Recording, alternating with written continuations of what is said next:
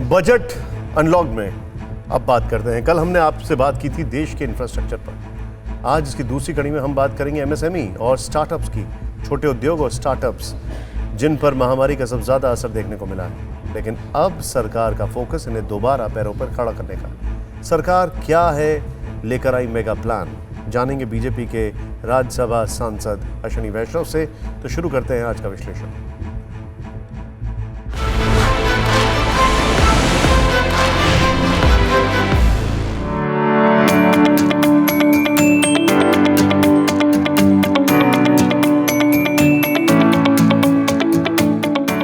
सबसे पहले बात एमएसएमई की, यानी छोटे मझौले और लघु उद्योग।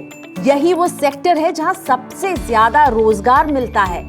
देश में आज 20,29,095 रजिस्टर्ड एमएसएमई हैं। फिलहाल भारत की जीडीपी में इनकी कुल हिस्सेदारी 30% है, जिसे सरकार बढ़ाकर 40% करना चाहती है। दूसरी तरफ एक्सपोर्ट के मामले में इस सेक्टर का बड़ा दमखम है। एक्सपोर्ट में इसकी कुल हिस्सेदारी 48.10% है। इससे अंदाजा लगाइए, जब इस सेक्टर को बूस्ट किया जाएगा तो आपके लिए कितना कुछ होगा। नई नौकरियों की भरमार होगी। तो अश्विनी जी, एमएसएमईज को लेकर बजट में आवंटन को दुगना कर 15,700 करोड़ रुपए किया गया है।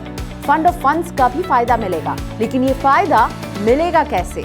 3 एलिमेंट्स हैं एमएसएमई की। जब भी हम बात करते हैं 3 एलिमेंट्स अपने को सोचने चाहिए। पहला एलिमेंट है उनके लिए liquidity. Sufficient amount of liquidity has been given. RBI ने किया, बैंक्स ने किया, गवर्नमेंट ने सपोर्ट किया उसको। पहला। Second, demand, which is most important, demand. अभी जो ग्रोथ वाली साइकिल स्टार्ट होती है, गवर्नमेंट के इन्वेस्टमेंट से स्टार्ट होते हैं, उससे डिमांड जनरेट होती है। मेरे कैलकुलेशंस हैं, मेरे अपने कैलकुलेशंस हैं, which have been verified by many senior economists. I am not an economist.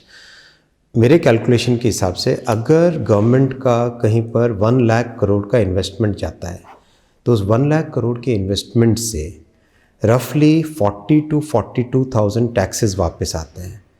रफली 60,000 के आसपास प्राइवेट सेविंग्स होती है। 60,000 की प्राइवेट सेविंग्स में से almost 70% goes to small and medium companies. That is the way our economy is structured. जो आपने कहा ना, रीढ़ की हड्डी है, वाकई रीढ़ की हड्डी है। और उसको मजबूत करने के लिए सबसे इम्पॉर्टेंट है कि डिमांड की साइकिल जनरेट हो। और तीसरा होता है जितना हो सकते हैं उनके लिए रेगुलेशन को कम करना। तो रेगुलेशन को कम करने में already so many reforms have been announced. और अभी तीनों जो 4 लेबर कोड बने हैं, उसके कारण एमएसएमईज को बहुत बेनिफिट होगा। क्योंकि जो यूनियन और इन सब के जो थ्रेशोल्ड्स हैं, वो थ्रेशोल्ड्स थोड़े से बढ़ा दिए गए। बजट में हुए ऐलानों में सबसे ज्यादा तवज्जो छोटे उद्योगों को ही दी गई है। हमारी युवा शक्ति भी इनोवेशन की इस दुनिया में नई ऊंचाई तक पहुंचने का सपना देख रही है। ऐसे में सरकार की तरफ से मिलने वाले बूस्ट का सीधे तौर पर उन्हें फायदा मिलेगा। लेकिन अश्विनी जी, ये बताइए कि ये फायदा कब मिलेगा और कैसे मिलेगा? इमीडिएटली फ़ायदा मिलने चालू होगा। जैसे मैंने कहा, आपको एक एग्जांपल दिया हाई स्पीड रेल का। तो हाई स्पीड रेल का जब कंस्ट्रक्शन चालू हो रहा है, तो उसमें से कम अल्टीमेटली सी क्या होता है, जैसे सपोज मुझे सीमेंट खरीदना है, मैंने आपसे सीमेंट खरीदा, राइट? तो आप जब सीमेंट बना रहे हो तो मेरी जो एक्सपेंडिचर है वो आपकी इनकम हो गई, करेक्ट? अब आपकी इनकम से आपने किसी से लाइमस्टोन खरीदा, इलेक्ट्रिसिटी खरीदी है, जो अपना रोटरी क्लीन है वो खरीदी है, इलेक्ट्रिसिटी, कई चीज़ें जो आप खरीदते हो, आपका एक्सपेंडिचर किसी और का रेवेन्यू बन जाता है।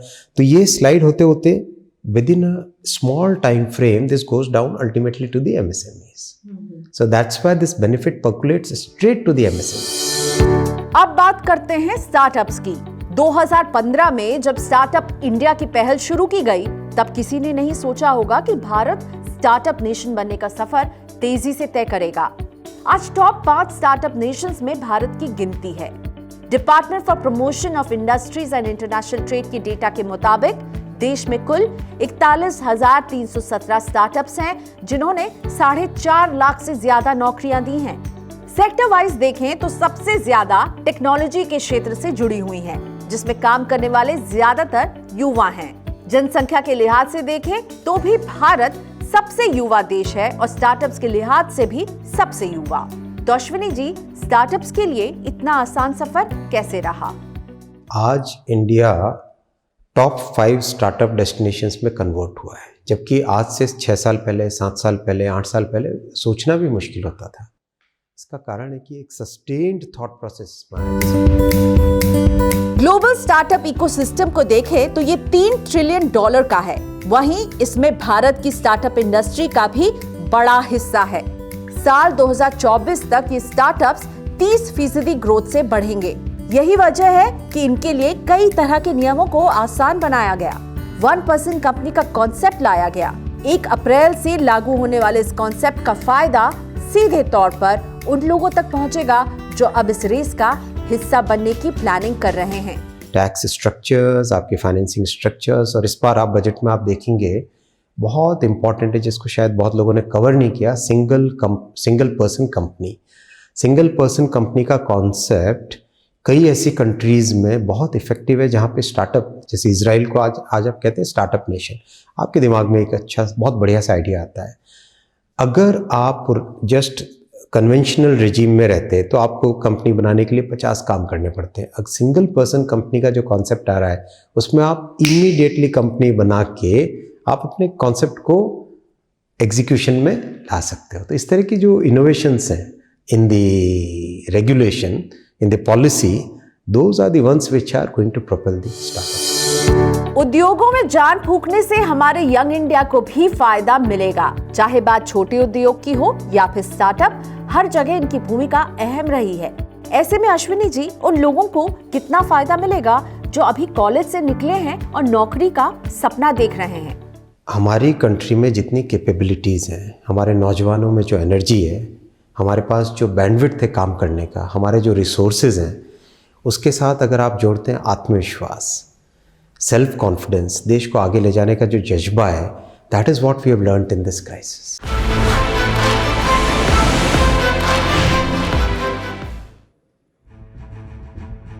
तो छोटे उद्योग हो या फिर स्टार्टअप्स, देश मजबूती से आगे बढ़ रहा है। उद्योग खड़े होंगे तो आपको रोजगार मिलेगा, स्टार्टअप्स बड़े होंगे तो भी आपको फायदा मिलेगा। इस पूरे इकोसिस्टम को ऐसे ही चलते जाना है। बजट अनलॉक की आज की कड़ी में इतना ही। अगली कड़ी में जानेंगे हेल्थ और ह्यूमन को कैसे पहुंचेगा फायदा।